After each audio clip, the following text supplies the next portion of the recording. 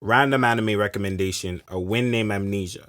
So I believe this came out in 1990, since 1993, but I do believe this came out in 1990, if I'm not mistaken. 1990 by Madhouse. Now, what this is about, there's basically a big gust of wind that had come. First of all, it takes place in Montana in America. So it takes place in the States. Um and a big gust of wind had basically come through and wiped out everybody's memory.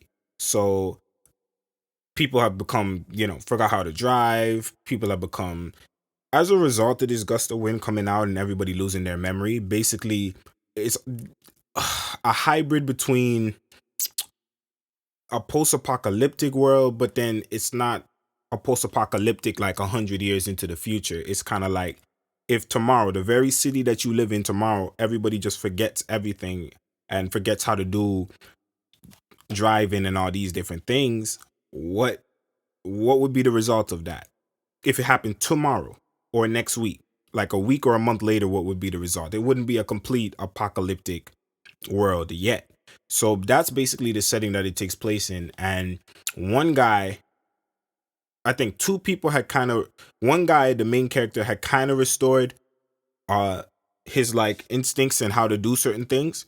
And he's trying to figure out what's going on. But there's one guy that actually understands what had actually gone wrong. Um, and that's basically what the story is about. It's been a little while since I watched it. I'd like to revisit it and do a full in-depth, review analysis of it. But it was pretty cool. Um, Now I do remember it being something that had an underlying psychological message, as a lot of these older anime do.